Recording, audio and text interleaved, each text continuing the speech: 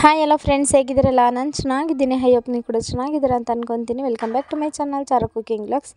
So ಇವತ್ತು ನನ್ನ ಮಗ 9 ತಿಂಗಳಾದ ನಂತರ ಇವತ್ತು ಹೊಸ್ಲನ್ನ ದಾಟಿದ್ದಾನೆ. ಸೊ ಅವನಂತೂ ಹೊಸ್ಲು ದಾಟೋಕ್ಕೆ ತುಂಬಾ ಸಾಹಸ ಮಾಡ್ತಿದ್ದ.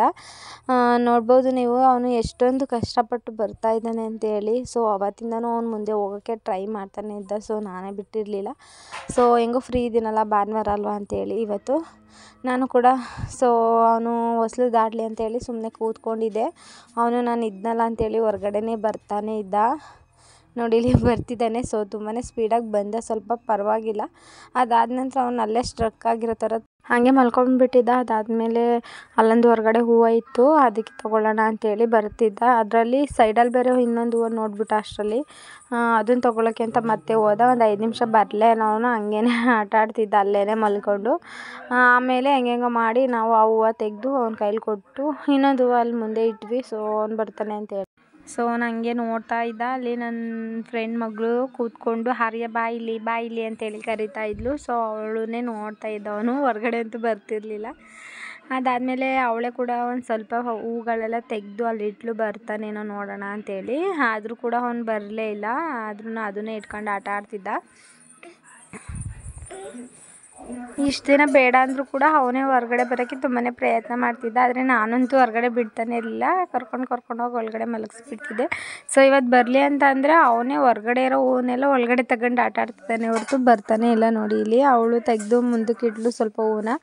ಅದಾದಮೇಲೆ ಅದನ್ನು ತೊಗೊಳಕ್ಕೆ ಬರೋಕ್ಕೆ ಪ್ರಯತ್ನ ಮಾಡಿ ಬರ್ತಾ ಇದ್ದಾನೆ ಹೆಂಗೋ. ಅವನಿಗಂತೂ ತುಂಬಾ ಖುಷಿ. ನೋಡಿ ಇಲ್ಲಿ ಹೆಂಗೋ ಅಂತೂ ಇಂತೂ ಹೊರಗಡೆ ಬಂದುಬಿಟ್ಟ. ಬಂದ ತಕ್ಷಣ ನನ್ನ ಮಗುಂಗೆ ಮನೆ ಮುಂದೆ ಇರೋ ತುಳಸಿ ಕಟ್ಟೆ ಮೇಲೆ ಕಣ್ಣು, ಅದನ್ನೇ ಹೋಗಿ ಕಿತ್ಕೊಳ್ಳೋಕ್ಕೆ ಅಂತ ಹೂವೆಲ್ಲ ತೆಕ್ಕೊಂಡಾದ್ಮೇಲೆ ನಾವು ಅಲ್ಲಿಗೆ ಹೋಗ್ಬಿಟ್ಟ. ಅವನಿಗೇನೋ ಗೊತ್ತಿಲ್ಲ ತುಳಸಿ ಗಿಡ ಅಂದರೆ ಇಷ್ಟನೋ, ತುಳಸಿ ಗಿಡಕ್ಕೆ ಇವನಂದರೆ ಇಷ್ಟನೋ ಗೊತ್ತಿಲ್ಲ. ಸೊ ತುಳಸಿ ಗಿಡದ ಮೇಲೆ ಅಂತೂ ಅವ್ನಿಗೆ ಯಾವಾಗಲೂ ಕಣ್ಣಿದ್ದೇ ಇರುತ್ತೆ. ತುಳಸಿ ಎಲ್ಲ ಕಿತ್ತು ಬಿಸಾಕ್ತಿರ್ತಾನೆ. ಬಿಟ್ಟರೆ ಗಿಡ ಬೇರೆ ಸಮೇತನೇ ಕಿತ್ತಾಕ್ತಾನೆ ಅಂತಲೇ ಹೇಳ್ಬೋದು. ಆ ಥರ ಎಳಿತಾ ಇರ್ತಾನೆ ಅದನ್ನು. ನೋಡಿ ಇಲ್ಲಿ ಯಾವ ಥರ ಫುಲ್ ಫಾಸ್ಟಾಗಿ ಹೋಗಿ ತುಳಸಿ ಗಿಡನ ಕಿತ್ಕೊಳಕ್ಕೆ ಹೋಗ್ಬಿಟ್ಟ. ಅಷ್ಟರಲ್ಲೇ ನಾನು ಎತ್ಕೊಂಡ್ಬಿಟ್ಟೆ ಅವನನ್ನು.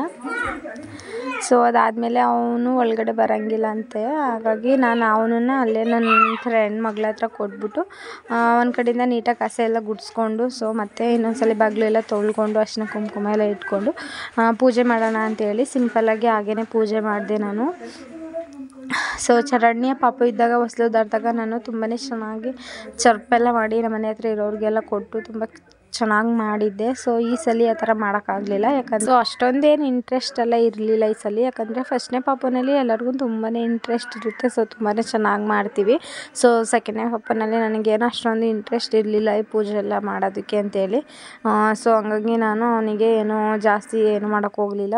ಬರೀ ತೆಂಗಿನಕಾಯಿ ಅಷ್ಟೇ ಹೊಡೆದು ಗಂಧ ಕಡ್ಡಿ ಹಚ್ಚಿ ಪೂಜೆ ಮಾಡಿದ್ವಿ ಅಷ್ಟೇ. ಹುಡುಗಿ ಹಾಕಿದ್ರೆ ಮುತ್ತೈದೆಯವ್ರನ್ನೆಲ್ಲ ಕರೆದು ಒಂದು 5 ಜನ ಅರಿಶಿನ ಕುಂಕುಮ ಎಲ್ಲ ಕೊಟ್ಟಿತ್ತು. ಒಂದು ಸ್ವಲ್ಪ ಗ್ರ್ಯಾಂಡಾಗಿ ಮಾಡ್ಬೋದಿತ್ತು. ಸೊ ಏನು ಹುಡುಗ ಆಗಿರೋದ್ರಿಂದ ನಾನು ಅಷ್ಟು ತಲೆ ಕೆಡಿಸ್ಕೊಂಡು ಏನು ಮಾಡೋಕ್ಕೆ ಹೋಗಲಿಲ್ಲ. ಸೊ ಸಿಂಪಲಾಗಿ ಪೂಜೆ ಮಾಡಿದೆ ಅಷ್ಟೇ. ಸೊ ಇವತ್ತಿನ ವ್ಲಾಗ್ ನಿಮಗೆ ಇಷ್ಟ ಆಯಿತು ಅನ್ಕೊತೀನಿ. ಇಷ್ಟ ಆದರೆ ಸಬ್ಸ್ಕ್ರೈಬ್ ಮಾಡ್ಕೊಂಡು